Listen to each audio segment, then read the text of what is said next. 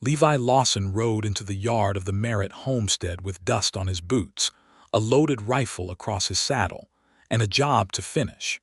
He had ridden harder than he had ever ridden in his life, pushing his bay gelding across 40 miles of open Wyoming territory to deliver a message that required no words.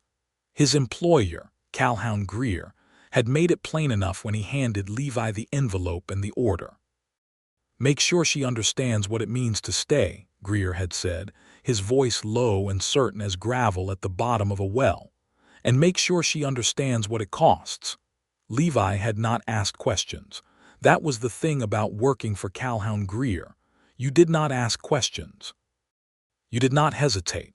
You did not feel anything you could not put back in your pocket before sundown. Levi was the best rider Greer had, and everyone in Laramie County knew it. He could track a man across stone, negotiate a horse through a flooded creek at midnight, and stare down a confrontation without flinching. He had been doing it for 3 years. He was good at it. But then the woman opened the barn door. She did not look afraid. That was the first thing that hit him, hard and unexpected, like a fist he had not seen coming. Effie Merritt stood in the wide frame of the barn opening with a pitchfork in her hands and mud on the hem of her dress, and she looked at him the way women in dime novels look at mountains.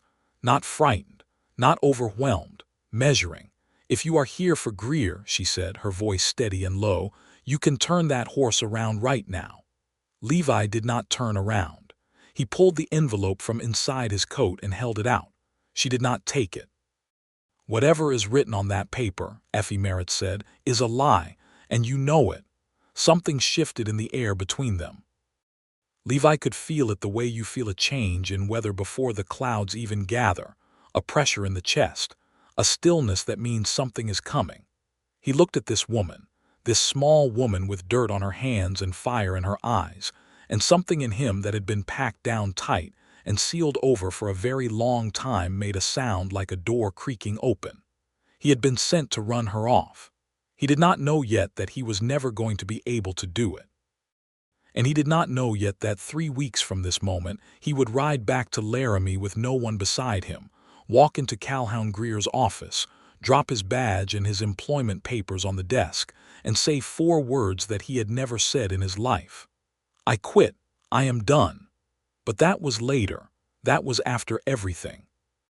That was after the secrets came out, after the betrayal ran deeper than either of them had thought possible, and after Levi Lawson fell so completely and helplessly in love with Effie Merritt that there was no version of himself left that could finish the job he had been sent to do. This is how it started. The year was 1882, and Wyoming territory was still bleeding from the edges. The cattle wars that would eventually erupt into full violence were already simmering, and men like Calhoun Greer were not ranchers so much as they were kings who had not yet been told that the territory around them was not a kingdom. Greer ran the largest cattle operation in Laramie County, over 12,000 head, 300 miles of contested grazing land, and a payroll that employed a quarter of the working men in the region. He was not a man you crossed easily. He was not a man you crossed at all unless you were prepared for what came next. Effie Merritt had crossed him, not out of malice, not out of ambition. She had crossed him the way honest people cross dishonest men, simply by existing on land she had every legal right to own, doing work she had every legal right to do, and refusing to be quietly purchased, pressured, or pushed out of the way. She had inherited the Merritt homestead from her father, Thomas Merritt, who had died of a fever in the spring of 1881, and left his daughter 320 acres of prime land that sat directly between Greer's northern pasture and the Powder River tributary. He needed to water his herd through the dry months.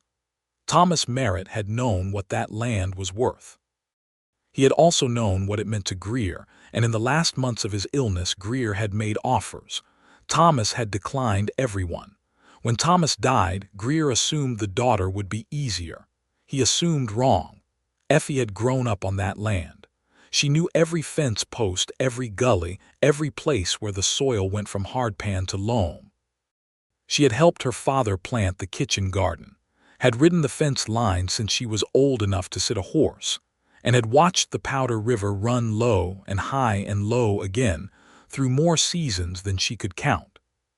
She was 26 years old. She had a homestead deed filed at the Territorial Land Office in Cheyenne, and she had exactly no intention of selling. Greer had sent letters. He had sent his lawyer. He had sent 2 of his ranch hands to have a friendly conversation at her gate.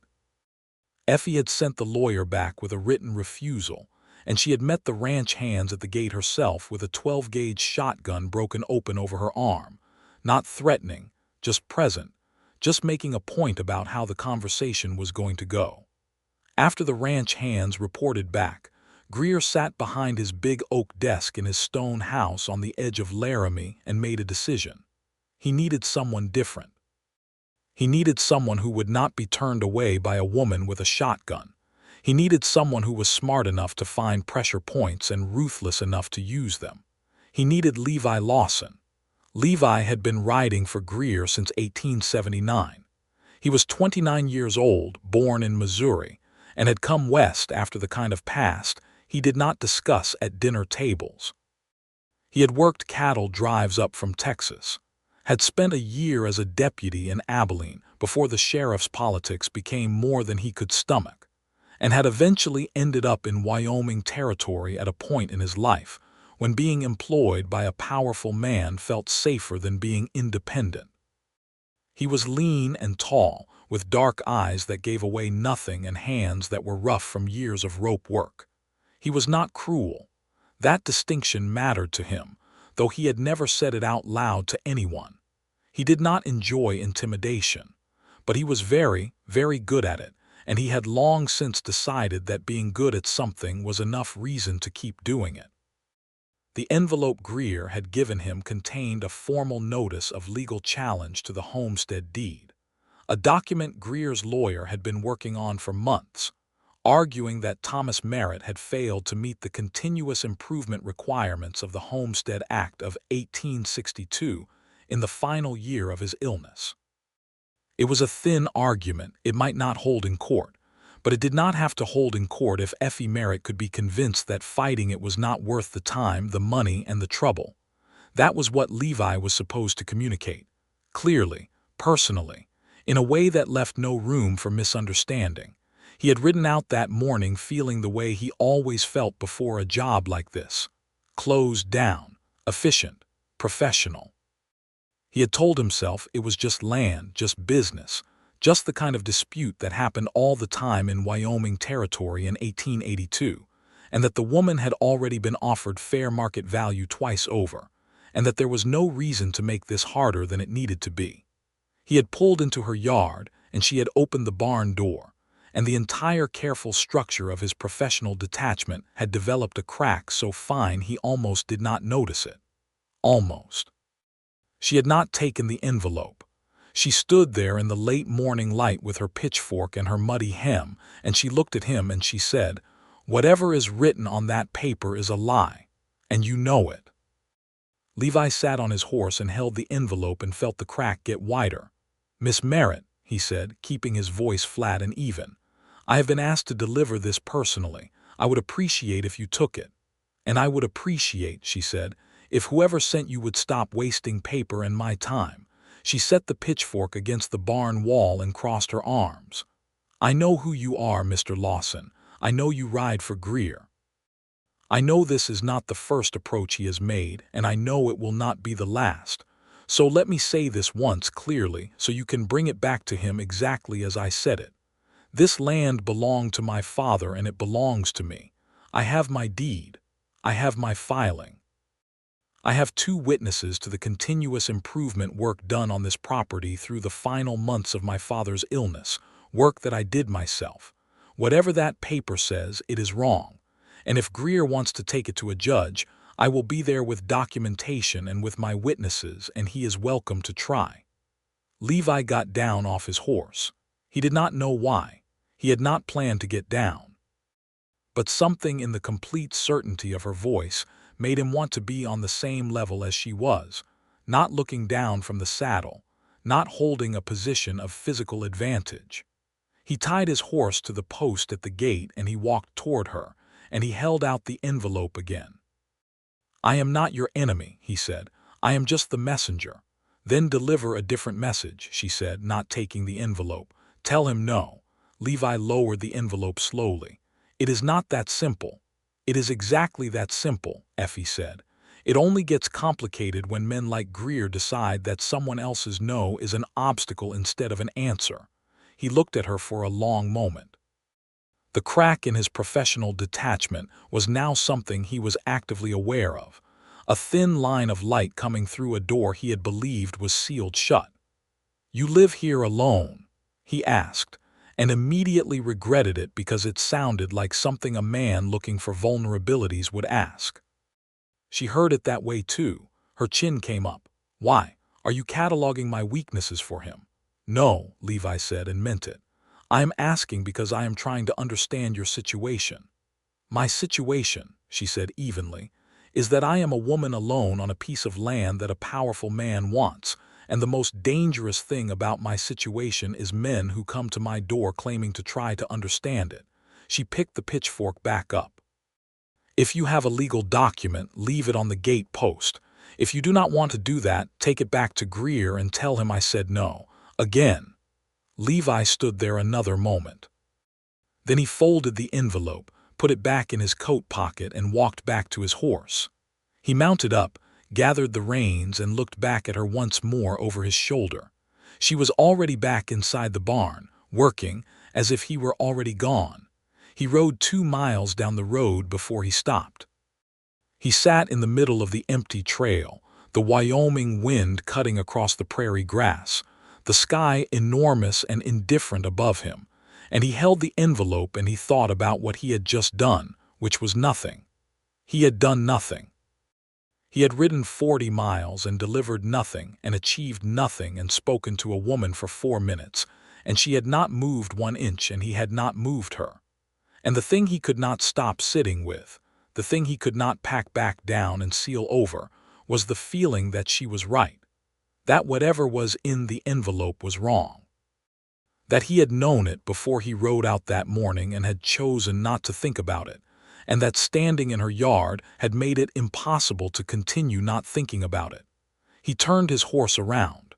He told himself he was going back to try again. He told himself he was being professional, that one refusal was not a final answer, that Greer expected results. He told himself all of that very firmly the entire 2 miles back to her gate. When he got there, she was outside again, carrying a bucket of water to the kitchen garden on the south side of the house. She heard his horse and turned, and the expression on her face was not surprise. It was something more complicated than that. "You came back," she said. "I came back," he agreed. He dismounted and tied his horse again, and this time he did not have the envelope in his hand. He walked to the edge of the garden and stopped. "What were the improvement works you mentioned?" "The ones you did yourself." She studied him for a moment, clearly trying to decide whether this was another angle of pressure or something else entirely. "Why?" "Because if Greer's lawyer is going to challenge the deed on the grounds of the Homestead Act requirements, the argument lives and dies on the improvement record. You said you have documentation. I want to know what you have." Something shifted in her expression. Not softness, not yet, but a slight recalibration. "Why would Greer's best writer care about the quality of my documentation?" "I told you," Levi said, "I am not your enemy." "You said you were not my enemy," Effie corrected. "That is different from caring about my welfare." Could not argue with that. It was precisely and exactly true. "I have receipts," she said finally, setting the bucket down. "For lumber and wire purchased in the spring of 1881 when my father was sick. I built 200 yards of new fence myself that spring. I also have the record of the well I dug. There is a permit filed with the county, and the kitchen garden you can see with your own eyes has been continuously worked. My neighbor to the north, Jacob Prout, can testify to all of it. He helped me with the fence. Greer's lawyer may argue that the improvements needed to be made by the original claimant. The Homestead Act requires improvements to the property," Effie said. It does not require that the claimant make them personally. Any improvements made on the land during the claim period count. Greer's lawyer knows that, which means the document in your pocket is intended to frighten me, not to win in court. Levi was quiet for a moment. Yes, he said, it probably is. She stared at him. You are a surprising man, Mr. Lawson. I am a tired one, he said, and did not entirely mean it as a deflection. She picked up her bucket and looked at him for a long, careful moment. Then she said, there is coffee in the kitchen. If you want to talk, you might as well come inside. It was the most unexpected thing she could have said, and he knew it and she knew it, and neither of them mentioned that fact as he followed her through the garden and up the porch steps and into the small, clean kitchen of the Merritt homestead. The inside of the house told him things about her that he had not expected to learn.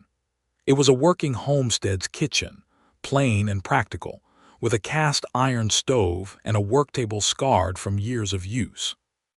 But there were books on a shelf above the window, 6 or 7 of them, and a piece of needlework in a frame on the wall that was not decorative but literary, a passage from somewhere he did not immediately recognize.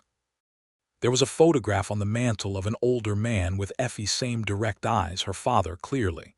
And there was order to the room, the deep, intentional order of someone who lived alone and had decided that order was a form of dignity. She poured 2 cups of coffee and set one in front of him at the table and stood across from him, not sitting, maintaining a boundary that was reasonable and earned. I want to know something, she said. Ask it. Did he tell you to threaten me, directly? Levi wrapped his hands around the coffee cup and looked at the table for a moment. Not in words. The approach was to be firm and personal. The threat is in the document itself. And you are comfortable with that, being the instrument of that kind of pressure. There it was, quiet and direct the way a good question always is. He felt it land somewhere in his chest like a stone dropped in still water. No, he said, and the word came out before he could weigh it. I am not comfortable with it. Effie sat down slowly across from him. Then why are you here? I told myself it was just land business. And now, he looked up at her. And now I have been in your kitchen for 3 minutes and I can see that it is not. They sat with that for a moment. The wind moved against the kitchen window. Somewhere outside, one of her horses shifted in the corral. Tell me about your father, Levi said. She blinked. That is not what I expected you to say. Tell me anyway. Effie was quiet for a moment, her hands around her own cup. He came out here in 1867, she said, before the railroad reached Cheyenne. He walked most of the way from Missouri. He said the land was the first thing in his life that had never disappointed him. She paused. He worked it for 14 years. He built everything on this property with his own hands. He was sick for the last 8 months of his life, and he worried every day that he would not have enough time to make things right for me before he died. She looked at Levi steadily. He did not have enough time. But what he left me was enough if I can keep it. Levi was silent. He knew about Greer, she said. He told me before he died that Greer would come for the land. He told me not to give it up. He said it like it mattered more than almost anything else he could say to me. She looked down at her cup. He was right. It does matter, not because of what the land is worth, but because of what it means. Because he walked here from Missouri and built something from nothing, and that should count for something. It should not be able to be taken just because a powerful man wants it. It should not, Levi said quietly. She looked at him again, and this time the measuring quality of her gaze had something else in it. Not trust, not quite, but the beginning of something, a possibility. Mr. Lawson, she said carefully, what happens when you go back to Greer? He thought about that. He thought about it honestly for the first time since he had ridden out that morning. He is going to ask me what you said. And what will you tell him? I will tell him you refused. And then, Levi set down his coffee cup. And then he will send someone else, or he will try a different approach. Yes, she said, that is what I thought too. She stood up from the table and walked to the window and looked out at the yard for a moment, and then she turned back.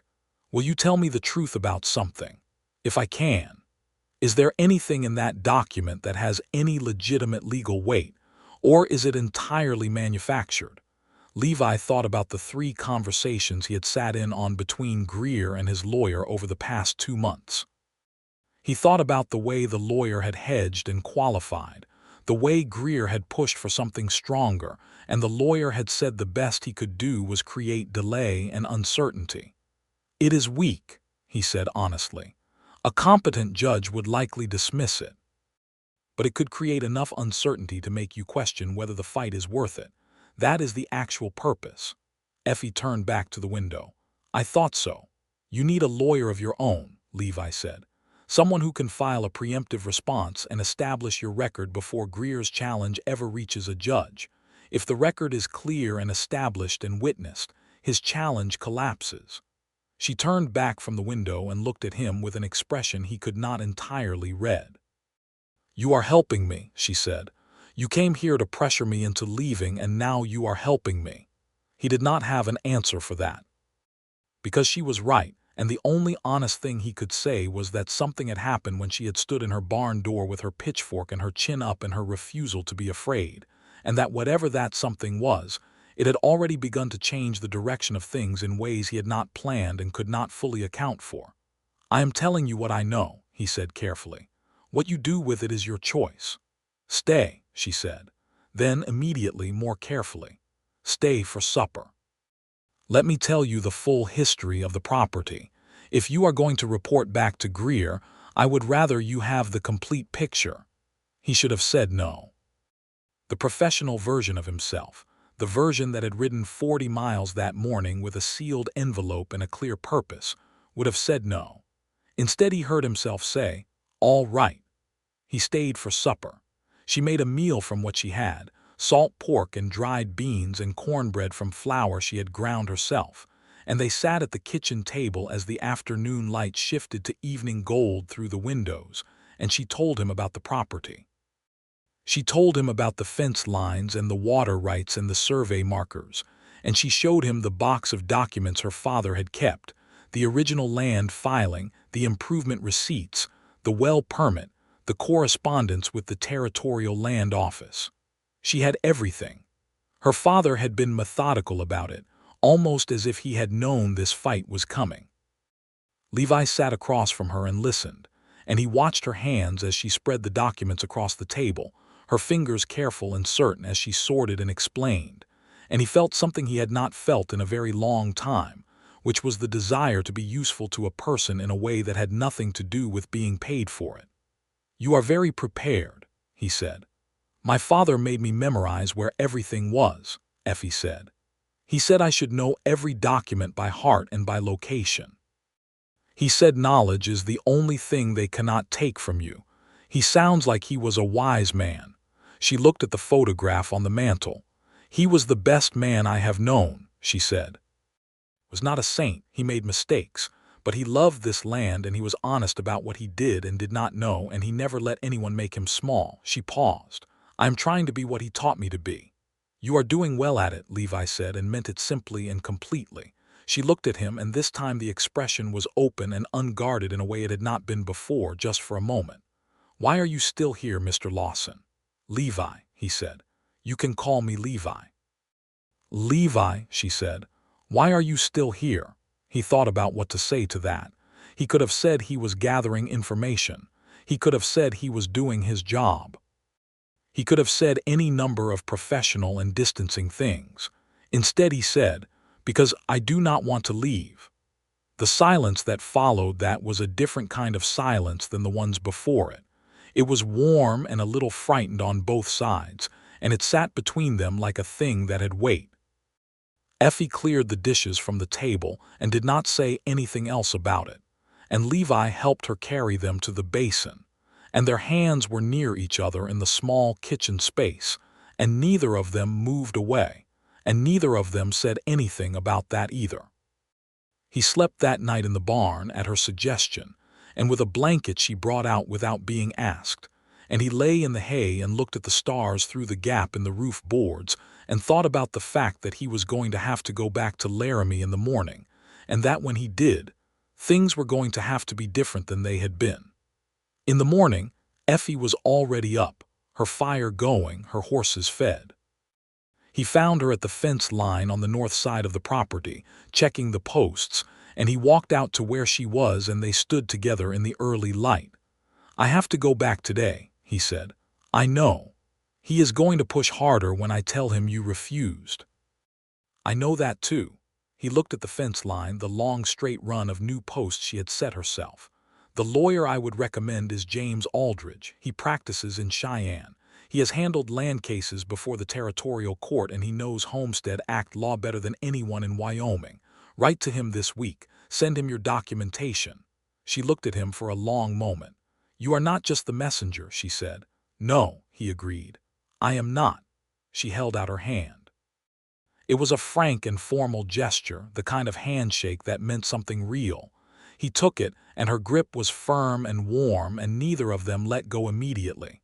"Thank you," she said, "for the truth." "Do not thank me yet," he said quietly. "I have not done anything useful." He rode back to Laramie that day. He rode slowly, which was unlike him. He told himself it was because the horse needed rest. He did not believe himself. When he got to Greer's stone house on the edge of town, he was shown directly into the office. Greer was behind his desk, a big man with an iron-gray beard and the kind of patience that expensive men develop when they have been waiting for a result. He looked at Levi and said, "Well." "She refused," Levi said. Greer's expression did not change. "Did she read the document?" "She declined to take it. She is aware of its content and its nature.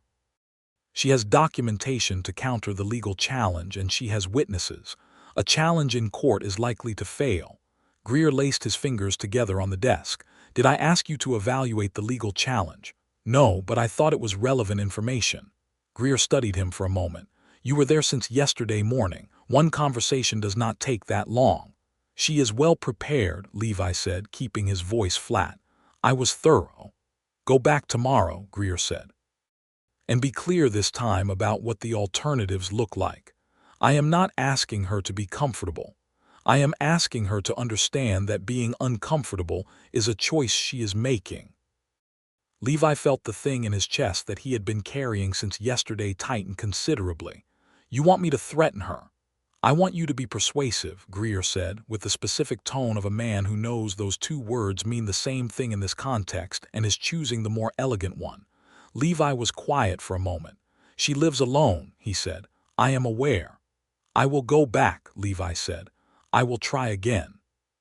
He did not say what he was really planning to do, which was to go back to Effie Merritt's homestead and warn her about what was coming next. He told himself this was a betrayal of his employer. He also told himself it was the first straightforwardly decent thing he had done in a considerable amount of time, and he was going to let those two things live alongside each other for now. He rode out the next morning before dawn. He arrived at her gate as the sun came up over the eastern ridgeline, and the smoke from her cook fire was already rising from the chimney, and he felt something happen in his chest at the sight of it that he was going to have a very hard time explaining to himself. She heard him at the gate and came out onto the porch, and when she saw it was him, her expression went through several things quickly. Surprise, then a careful stillness, then something warmer that she pulled a screen over quickly. "You came back," she said. "He sent me back," Levi said, dismounting. "But that is not the only reason I am here." He told her everything. He stood at the bottom of her porch steps and told her exactly what Greer had said, exactly what the next approach was likely to be, and exactly what he thought she needed to do to protect herself. He told her the names of two men on Greer's payroll who had done this kind of pressure work before, men who were not as careful as he was about staying on the right side of the line. He told her to write that letter to Aldridge in Cheyenne today. He told her to let Jacob Pruitt know what was happening and to ask him to keep an eye out. She listened without interrupting, leaning against the porch post with her arms crossed and her face serious. When he finished, she was quiet for a long moment. "You know what you are doing," she said, "by telling me this." "Yes. He will know you told me. When the lawyer's letter arrives, when I have witnesses in place, he will figure out I did not come to these preparations on my own. Probably." "Are you willing to live with that?" Levi looked up at her. I am working on deciding what I am willing to live with, he said. This part I have already decided. She came down the porch steps then and stood in front of him, close enough that he could see the morning light catching in her brown hair, and she looked at him the way she had looked at him from the barn door that first morning, measuring and direct and without any kind of performance in it. Why? She asked simply. Because your father was right, Levi said. It should count for something. And because you are not going to be able to count on me being able to stay in this situation much longer, and before I have to make decisions that change things, I want you to be as protected as you can be. She was very still for a moment. Then she reached out and put her hand on his arm, just for a second, just the lightest pressure, and it hit him harder than anything had hit him in years. Come inside, she said. Let me make you breakfast before you go. They spent the morning together. He helped her with the horses, which was the kind of thing that did not need to be said or acknowledged, just done, and they worked side by side in the easy silence of people who have somehow already learned each other's rhythms. She was competent with animals in the specific way of someone who has handled them alone for long enough that the efficiency becomes instinct. He watched her check a horse's hoof with the same care and concentration she brought to everything, and he thought he had never seen anyone be so completely themselves. Over breakfast she asked him about himself. Not the professional history, not the employment record, but the actual history, where he had come from, what he had wanted when he was young enough to want things. Missouri, he said. The river country. My father worked a farm. He was not good at it. He paused. I was not going to be a farmer. What did you want? He thought about it honestly. Something I was good at, he said. Something that kept moving. I have been running from the same still place since I was 17 years old. Is that why you ride? She asked. Partly, he looked at his coffee, and partly because the work I am good at is better done on horseback. The pressure work, she said without judgment. Yes. Are you good at it because you like it or because you are built for it? He looked up at her. That is a more interesting question than most people ask. I have been sitting with it since you rode in here 2 days ago, she said. Trying to figure out who you are. I do not enjoy it, he said. I have never enjoyed it. I am built for it the way some animals are built for things that do not suit them. I am fast and I am quiet and I do not flinch. Those are the things the work needs, but it does not mean it fits. She was quiet, looking at him carefully. What would fit? He did not answer that immediately, because the honest answer was something he had not let himself say even in his own private thoughts for a very long time, and saying it out loud would be the kind of thing that changed the shape of everything. Something with ground under it, he said finally. Something that stays. The kitchen was very quiet. Outside, a hawk was calling somewhere over the pasture, that thin, distant cry that carries across the whole open country. My father said the land never disappointed him, Effie said softly. I think I understand what he meant. They looked at each other across the table, and the thing between them that had been building since the barn door was now fully present and acknowledged by both of them, not spoken yet, but there, as clear and real as the morning light through the window. Levi stayed 3 days. He told himself each morning that he would leave that afternoon, and each afternoon he found another reason not to go yet. There was a fence post that had come loose on the east line, and he had the tools to set it right. There was a matter of the water channel from the Powder River tributary that needed checking after the previous week's rains. There was always something practical and useful to do, and Effie never asked him to leave, and he never offered to go, and they worked through those 3 days in the particular intimacy of shared labor. On the second evening, after the work was done, and they sat on the porch watching the long Wyoming sunset paint the sky in colors that had no adequate names, she told him about the year of her father's illness. She told him about it quietly and without drama, the way people talk about things that have already been survived. She had been alone here for most of it, neighbors too far to call on casually, her father too sick to work but too proud to say so until he could not stand. She had learned to do everything. She had learned to do it on little sleep, and with the knowledge that there was no floor to fall through to, that she was the floor. Were you afraid? Levi asked. Every day, she said. I was afraid of losing him, and I was afraid of being alone, and I was afraid of not being strong enough. She looked at the darkening horizon. But the fear never stopped me from doing the work. I think that is all courage is, just not letting the fear be the thing that decides. He thought about that for a long time after she went inside. On the third morning, before he could find another practical reason to stay, a rider came up the road. Not a stranger, one of Greer's regular hands, a man named Cord, who pulled up at the gate and looked at Levi, and at the homestead with an expression that said he had found what he had been sent to find. Levi walked out to the gate alone, keeping himself between Cord and the house. Greer is asking where you are, Cord said. You were supposed to report back 2 days ago. I am working on it, Levi said. Cord looked past him at the house, and his expression said several things that Levi did not like. Working on it, he repeated slowly, with a tone that carried a meaning Levi was going to address directly. You can ride back and tell him I will be there tomorrow, Levi said, and his voice had dropped into the register that men who knew him learned to pay close attention to.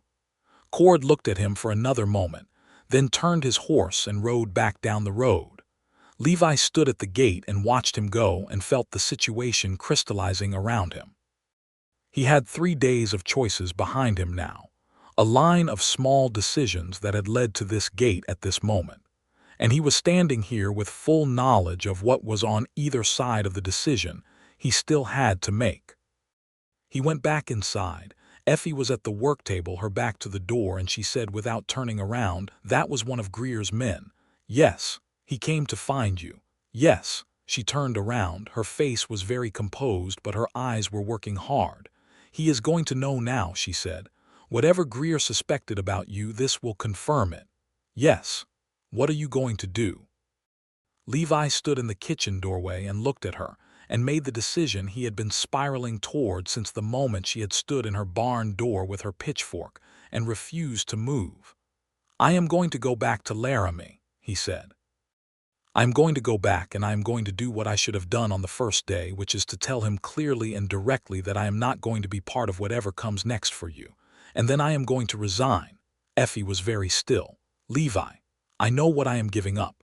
"Do you?" She came around the work table. "You have worked for him for 3 years. You will lose your income. In this territory right now, that is not a small thing, and he may not simply let you walk away. Men like Greer do not like it when their instruments develop their own minds. I know that too." "Then why?" she said, and there was something raw in the question that had not been there before, something that was not just caution but genuine care. He crossed the kitchen until he was close enough to see every shade of worry in her eyes and every line of strength in her face, and he said, "Because I have been running from the same still place since I was 17 years old, and I am tired, and I have found something in 3 days here that I have not found in 12 years of moving, and I am not willing to work against it." She was very quiet for a long time. Then she said, "That is the most you have said at once since you rode in here." "It is the most honest I have been at once in a considerable time," he said. She looked up at him, and then she reached up and put her palm flat against his chest, just for a moment, feeling the beat of his heart, which was not as steady as he would have liked it to be. "Come back," she said. "After." "I will come back," he said. "You have my word." He rode to Laramie that afternoon. He rode fast, the way he always rode when he had made a decision, and there was nothing left to do but execute it. He went directly to Greer's stone house, did not stop at the bunkhouse, did not speak to any of the other hands. He was shown into the office, and Greer was already behind his desk with the specific stillness of a man who has been informed and is waiting. "You want to explain the last 3 days," Greer said. "Not particularly," Levi said, "but I will tell you what I came to tell you. I am not going back out to the Merritt property on your behalf. I am not going to participate in any further pressure on that woman. She has legal standing, she has documentation, and her case is solid. You are not going to get that land through fear." He put his hand in his coat pocket. "And I am resigning from your employment, effective now." He had written out a formal resignation because that was the kind of man he was, someone who did things correctly even when they were hard. He put the paper on Greer's desk. Greer looked at the paper. He did not look up for a long moment. When he did, his expression was not what Levi had expected. It was not rage. It was a cold, measured evaluation. "You have feelings for the woman," Greer said. "That is not the reason I am quitting," Levi said.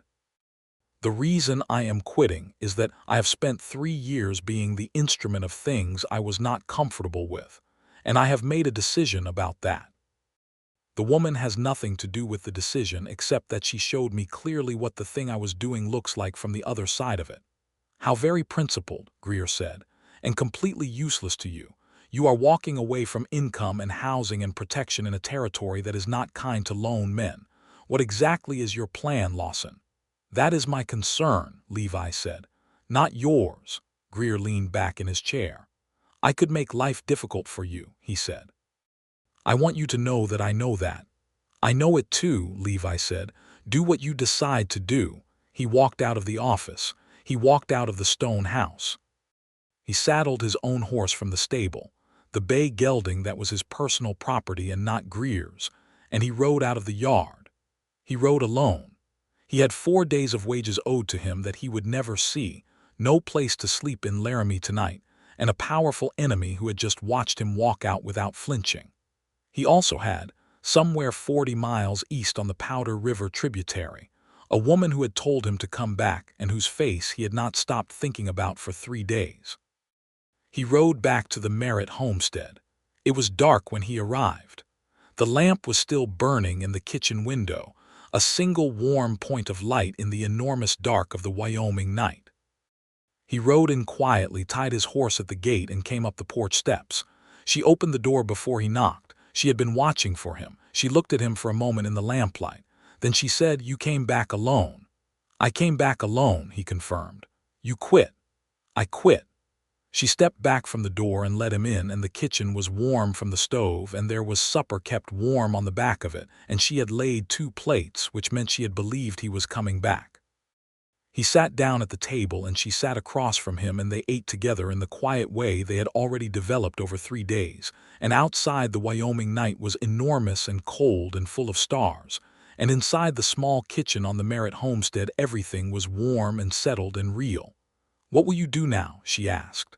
"That depends," he said carefully, "on whether my presence here is welcome."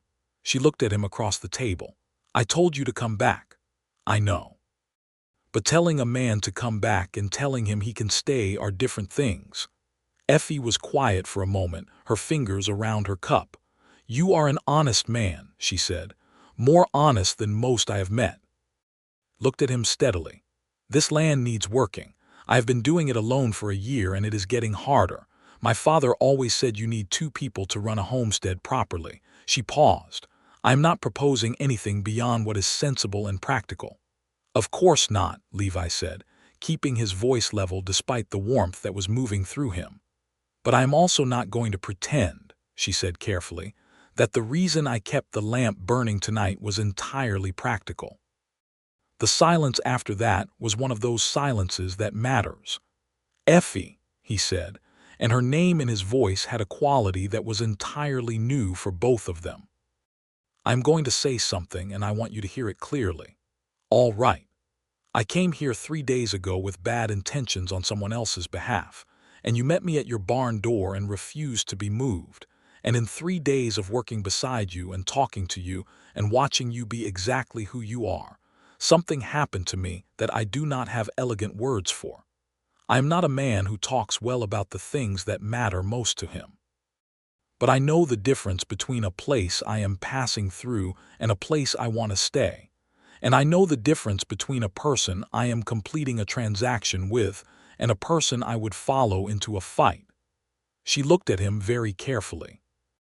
"You have known me 3 days. "I know," he said, "and I know that is not long. I'm not asking you for anything you are not ready to give. I'm asking to be here, to be useful, to be someone you can count on. And if the rest of it grows the way I think it will, then I will be the happiest man in Wyoming territory." She was quiet for a long moment. Then she reached across the table and put her hand over his, and it was not the brief touch from that morning but something deliberate and certain. "Stay," she said. "We will figure out the rest." He stayed. In the weeks that followed, there was a great deal of practical business to deal with alongside the growing warmth between them. Effie wrote to James Aldridge in Cheyenne, exactly as Levi had recommended, and Aldridge wrote back promptly with a letter that confirmed her filing was solid and her documentation more than sufficient. He offered to represent her preemptively if Greer's challenge ever materialized, and he did so for a fee that was modest enough to tell her he found the case interesting and the cause worth something. Greer did make a move, as both of them had expected. 2 weeks after Levi's resignation, a new legal challenge was filed with the Territorial Land Office. It was somewhat stronger than the original document.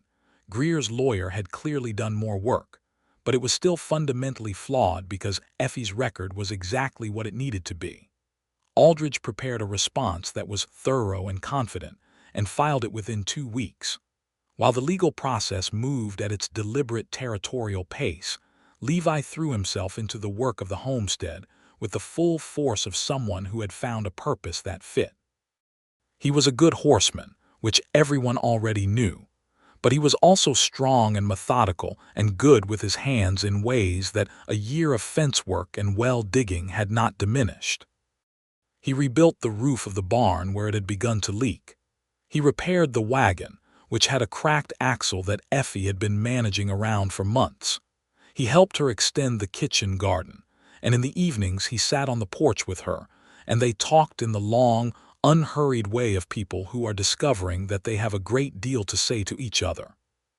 Jacob Prout, the neighbor from the north, came to call about a month after Levi arrived, ostensibly to check on the fence line they shared, and he looked Levi over with the careful assessment of a man who takes his neighbor's welfare seriously.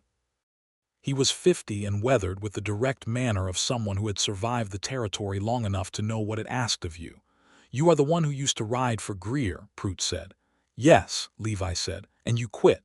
"Yes." Prout looked at him for a moment. "Good," he said with the simple finality of a man who considered the matter settled. He turned to Effie. "You have my testimony whenever Aldridge needs it.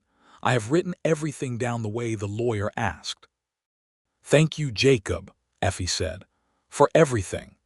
Prout looked between the two of them with the slight smile of a man who is very good at reading situations and does not require anyone to explain them to him. He shook Levi's hand firmly and rode back north without further ceremony. The legal challenge was dismissed in December of 1882. The territorial judge, a practical and unsentimental man named Walter Cass who had been presiding over land disputes for 8 years and had seen every variety of manufactured claim, read through the filings in his chambers in Cheyenne and dismissed Greer's challenge in a written order that was 4 paragraphs long and entirely unambiguous. Effie's deed stood. Her improvement's record was sound. Her witnesses were credible. Greer's argument had no merit. Effie read the judge's order at the kitchen table on a Tuesday afternoon in December, with Levi sitting across from her and the snow blowing against the window, and when she finished, she set the paper down very carefully and pressed both her hands flat on the table and looked up at the ceiling for a moment. "It is done," she said. "It is done," Levi confirmed. She looked at him, and her eyes were bright, and she reached across the table exactly the way she had on the night he had come back alone, and he took her hand, and this time neither of them let go for a very long time.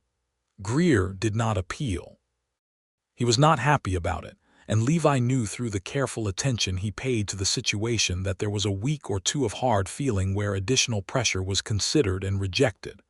But Greer was ultimately a practical man, and a practical man does the mathematics of a fight carefully.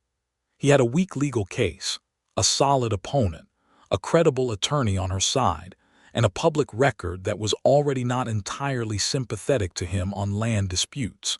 He let it go. He moved his herd through the northern grasslands by a longer route, and he did not send anyone else to the Merritt homestead.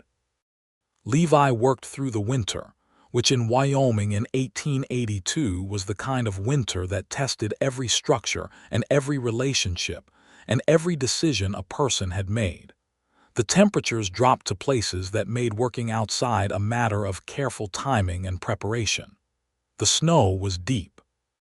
There were 3 nights when it was necessary to bring the horses inside the barn and stoke the fire to keep the pipes from freezing.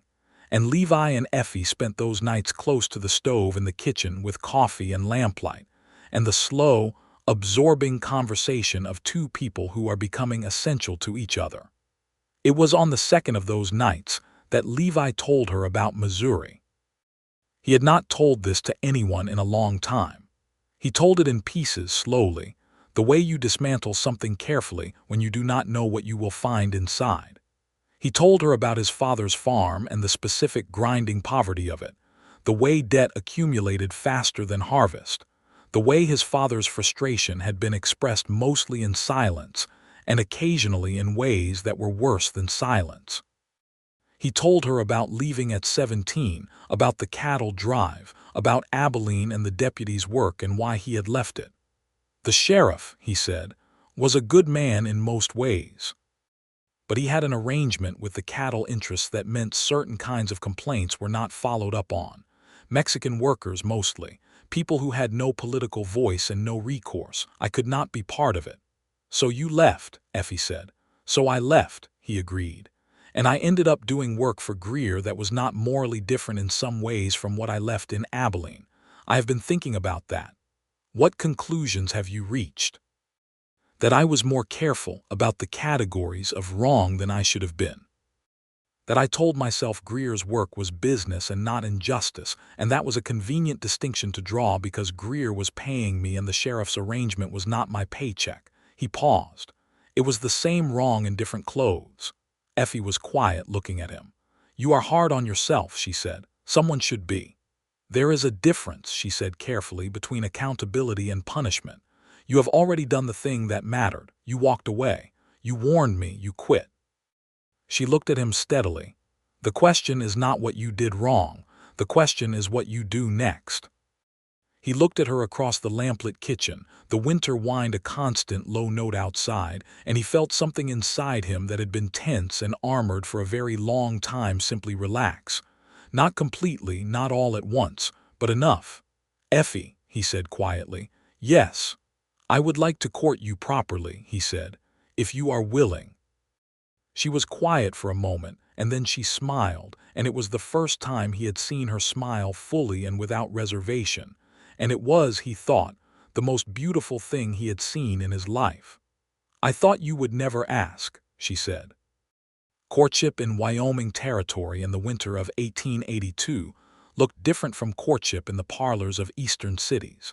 It looked like shared work and shared meals and long evenings talking by the fire.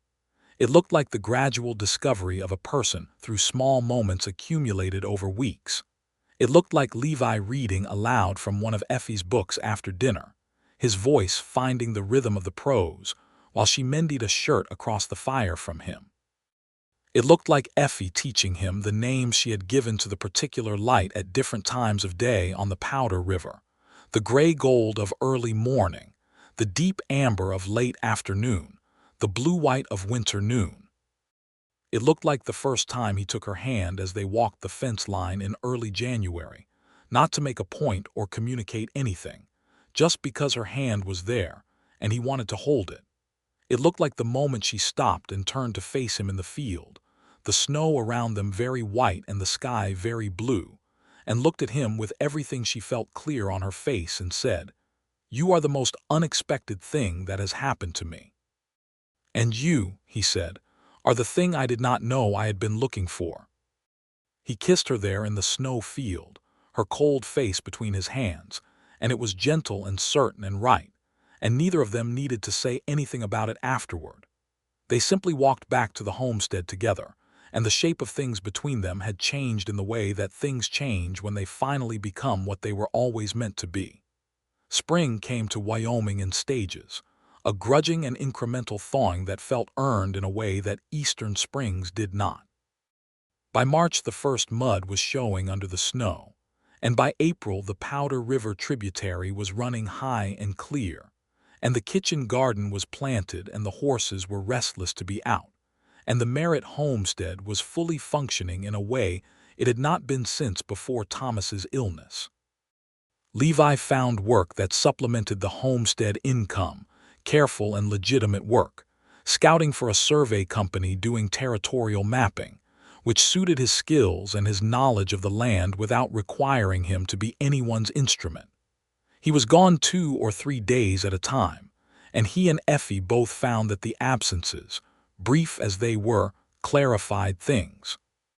When he rode back into the yard after 3 days away, she came out of the house without pretending she had not been watching for him, and the warmth of her face when she saw him was the thing he thought about for the last 10 miles of every return trip.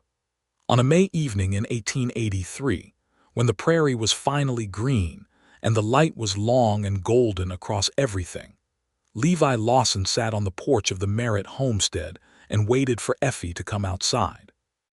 She came out with 2 cups of coffee, which she set on the porch rail, and leaned against the post the way she always did when the evening was good. He had been thinking about this for weeks. He had been choosing words carefully and then discarding them because none of them were right, and he had finally decided that the wrong words said honestly were better than the right words said mechanically. "Effie," he said.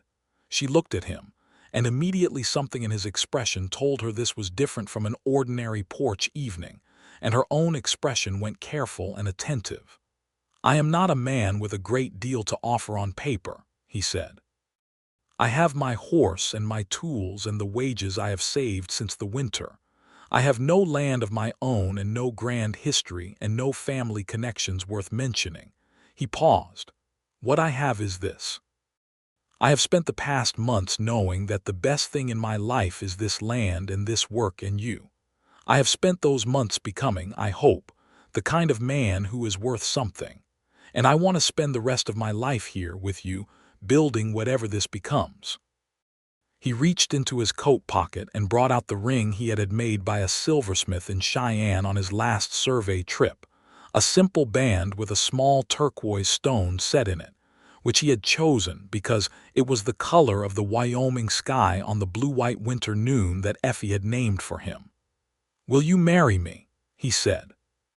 She looked at the ring and then at his face, and her eyes were very bright, and she said, "You went all the way to Cheyenne for that?" "I did," he confirmed. "Jacob Prout saw you wearing a different coat when you came back last month and told me he thought you were planning something." "Jacob Prout," Levi said with feeling, "talks too much." Effie laughed, and the sound of it went across the spring evening like light, and she stepped forward and took his face in both her hands and said, "Yes, Levi Lawson. Yes." He put the ring on her finger, and she pulled him up from the step, and they stood together on the porch of the house her father had built with his hands, and the spring prairie stretched away from them in every direction, enormous and full of possibility, and everything that had been set in motion by a barn door and a pitchfork and a refusal to be afraid had led exactly here. They were married in July of 1883, at the homestead, in the shade of the big cottonwood on the south side of the house. Jacob Prout stood as a witness. James Aldridge had ridden up from Cheyenne for the occasion, which surprised both of them, and he told Effie that her case had been his favorite of the year, and that he had every confidence in the couple's future. The ceremony was performed by a Methodist minister from the nearest town, a small, talkative man who took longer than necessary about it but said things that were genuinely true, which Levi considered a fair trade. Effie wore her mother's dress, which she had found in a chest under her father's bed and had spent a week carefully repairing and cleaning. It was cream-colored and simply cut, and she wore her hair loose the way she sometimes did on Sunday mornings, and when she walked out from the house toward where Levi was standing under the cottonwood tree, he felt the particular shock that happens when something beautiful is also entirely right. He told her so later, when the guests were gone and the evening was theirs. "You looked exactly like yourself," he said, "only more so." She smiled at him from across the kitchen and said, "That is a strange and perfect thing to say." "I have been practicing the right way to tell you how beautiful you were," he said. "That was the version I settled on." She crossed the kitchen and stood close to him, her hand against his chest, and said quietly, You tell me things with your eyes before you say them. You know that, you always have." He put his arms around her and she leaned into him, and the Merritt homestead was fully quiet around them, the summer night warm and still, and everything that had once been fragile and contested and under threat was now settled and certain and theirs. The years that followed were full ones. The homestead grew. Levi took on more steady survey work through the winter months, and gradually the work expanded into guiding for the Territorial Geological Survey, a position that used his knowledge of the land in a way that felt purposeful and clean. By 1885, they had added a proper bedroom wing to the back of the house, which was necessary because in the spring of 1885, their first child was born, a boy they named Thomas, for Effie's father. Thomas was born on a Tuesday morning in April with the spring rain coming soft against the windows, and Levi held him for the first time with the careful astonishment of a man confronting something that exceeds every expectation, and looked down at this small, definite, complete new person, and felt something so large and wordless that he simply stood for a long time not saying anything at all. Effie watched him from the bed, tired and warm, and said, "Well, he looks like you," Levi said. "He has your eyes. He has been here for 6 minutes," she said. "He does not have anyone's eyes yet." "He does," Levi said with complete certainty. "He has yours." Thomas Merritt Lawson grew up on the homestead the way children grow up on working land, with knowledge in his hands from early on and space enough to run.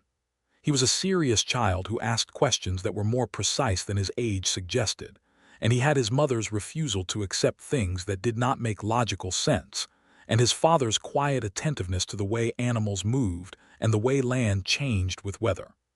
In 1887, they had a second child, a girl they named Clara.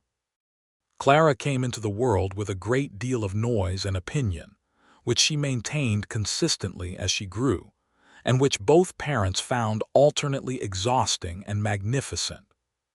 She was golden-haired where Thomas was dark, and relentless where he was patient, and she worshipped her older brother with the fierce loyalty of a younger sibling, who has decided that the person they admire most is also her primary companion. The homestead by 1888 was a different place than it had been in 1882, when a frightened woman had stood at her barn door with a pitchfork and refused to move. The house had expanded. The barn had been rebuilt properly with a new roof and a sound foundation. The kitchen garden had become a full kitchen and kitchen garden and root cellar operation that supplied them through the winters without difficulty. Levi had fenced in additional pasture, and Effie had added dairy cattle to the original cattle and horses, and the survey work brought in enough supplemental income that the homestead was not merely surviving but stable. Calhoun Greer had eventually sold most of his Wyoming operations in 1886 and moved to Denver, which was the kind of ending that powerful men sometimes came to when the territory they had tried to dominate proved more complicated than they had planned. The cattle wars that swept through Wyoming in the early 1890s affected operations much larger than his, and men who had seemed immovable in 1882 were simply moved by forces larger than any one of them. Greer's departure was not celebrated and not mourned on the Merritt homestead.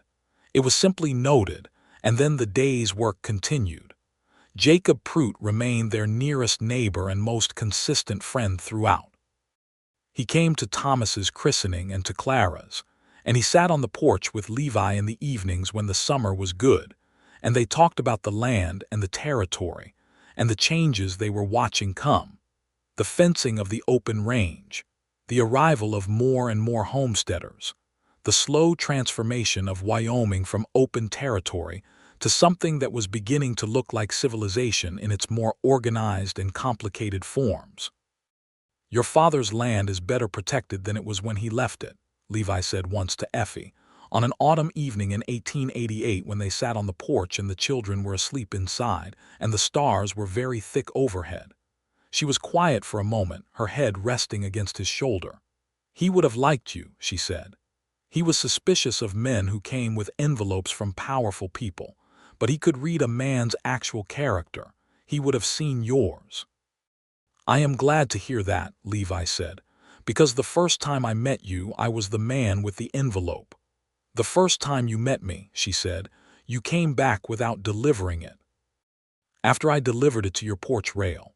You kept it in your pocket," she said. "You never put it on the porch rail." He thought about that. "That is true," he said. "I did not." "I noticed," she said simply.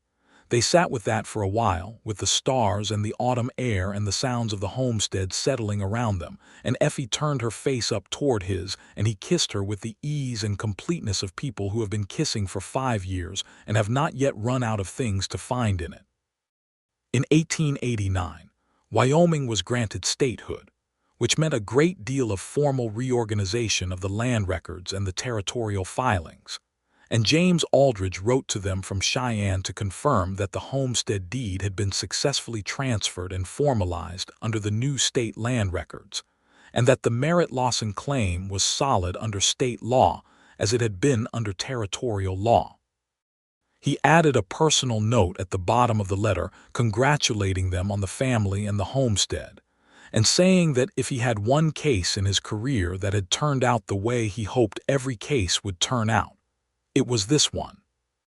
Effie put the letter with the other documents in her father's box, the one he had made her memorize by heart and by location, which was now kept in the bedroom on the top shelf. She put it there with the original land filing and the well permit and the fence receipts and the judge's order of dismissal from December of 1882, and she looked at the full box of them for a moment before she closed it. Levi was in the doorway. He had seen her at it. "All right," he said. "More than all right," she said.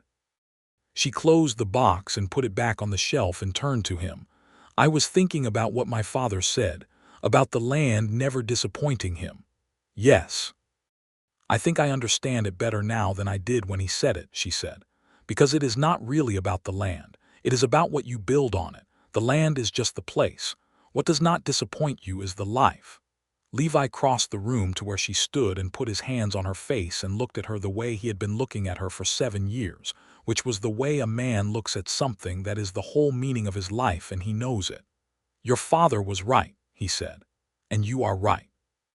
And I am the luckiest man in Wyoming state." She laughed softly and leaned into him and said against his shoulder, "That is a lower bar than you might think." "I am the luckiest man in the entire United States," he amended. "Much better," she said. In 1890, on a mild November afternoon, Effie told Levi that there was going to be a third child.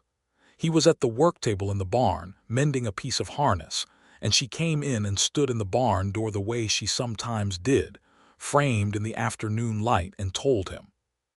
He set down the harness very carefully and stood up and looked at her with the same quiet astonishment he had felt the first time, the feeling that life continued to exceed what you had asked of it.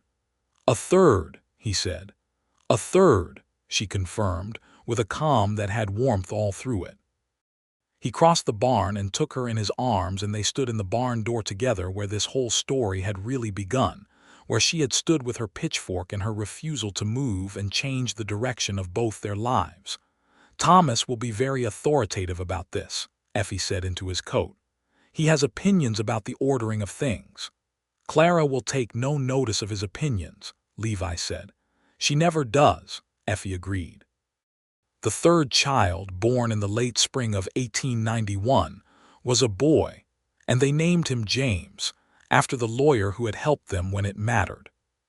James Aldridge himself received a letter about this, and wrote back with the most openly moved letter he had likely ever written in his professional life, saying he was deeply honored, and that he hoped the boy would grow up to argue as well as his mother. The children grew up together on the homestead, with the particular richness that comes from growing up on working land, with animals and seasons, and the knowledge of what it takes to maintain a living thing. Thomas was steady and purposeful, and by the time he was 12, he had a clear understanding of every aspect of the homestead's operation. Clara was brilliant and restless and read every book she could get her hands on, and had already informed both parents that she intended to go to school in Cheyenne when she was old enough. James was easy and cheerful, and followed his father around from the time he could walk, learning the names of things and the proper way to hold tools, and the way his father read the land as he moved through it. Levi watched his children the way a man watches something he had not known to hope for, with a fullness that he could not have described adequately in any number of words, but which shaped every day of his life. He thought sometimes about the man he had been in the autumn of 1882, riding out with an envelope and a sealed-off heart, and a professional detachment he had mistaken for self-sufficiency. He thought about how close it had been, how easily he might have delivered the document and left and never come back, how a barn door and a pitchfork and a woman's refusal to be afraid had been the entire axis on which everything turned. He said this to Effie once, on one of the evenings when the children were in bed and they had the kitchen to themselves, and the nighttime was quiet around them. "I think about what would have happened if you had taken the envelope," he said. She considered it. "I think you would have ridden away and felt wrong about it for the rest of your life," she said. "I think you were already most of the way to the decision you made before you ever got to my gate. You just needed something to be clear enough to push you past the last part." "You were very clear," he said. "I was terrified," she said calmly. "I was absolutely terrified. You were the most capable and dangerous-looking person Greer had ever sent, and I knew it, and I knew if anyone was going to succeed in frightening me it would be you. You did not show it. That was the whole point," she said. "My father told me. If you show fear to a man who has been sent to intimidate you, you give him what he came for and you lose before anything has happened. So I decided to be afraid and to not show it and to say exactly what I believed." "And it worked," he said. "It worked," she agreed. She looked at him with the steadiness and warmth that had been the constant of his life for 9 years. "Though I did not know at the time that what it would work into was this. Is this good?" He asked, though he already knew the answer because it was in every line of her face. "This," Effie Merritt Lawson said, "is everything." Outside the window, the Wyoming night was immense and still, full of stars and the distant sound of the Powder River running in the dark, and the homestead was warm and settled and real, and every threat that had once stood against it had been met and overcome and was now part of the history that made the present moment what it was. Levi reached across the table and took Effie's hand, and they sat together in the kitchen her father had built, and the life they had built inside it, and the lamp burned steady on the table between them, and there was nothing left unresolved, nothing left uncertain, nothing that had not been met directly and faced and turned into something that belonged to them. This was the land that never disappointed. This was the life that was better than the land. This was the man who had been sent to run her off and who had come back alone and quit his job and found the thing he had been running from the same still place to reach since he was 17 years old. And here in this kitchen, in this homestead, on this land at the edge of the Powder River in Wyoming State, with 3 sleeping children and a neighbor to the north, and a lawyer in Cheyenne who had named a bond in his honor, Levi Lawson was exactly, completely, and permanently home.